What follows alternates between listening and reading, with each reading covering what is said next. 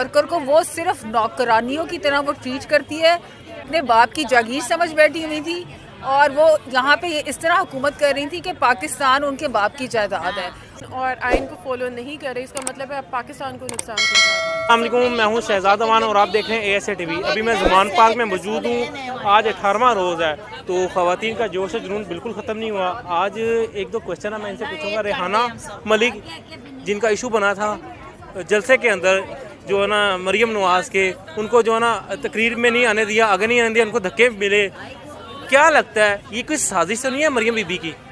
देखें, वो जो बीबी सर्जरी है वो क्या साजिश करेगी? वहाँ पे जो वर्कर्स की इज्जत जो है, ये तो आपको भी एक वर्कर की मिसाल मिली है ना, हज़ारों वर्कर को वो सिर्फ नौकरानियों की तरह वो ट्रीट करती है। वो उसके वर्कर्स जो होते हैं वो उसकी बांदियाँ हैं। अब उसकी जिंदा मिसाल तो मरियम औरंगजेब है। आपने देखा कि वो एक दाई की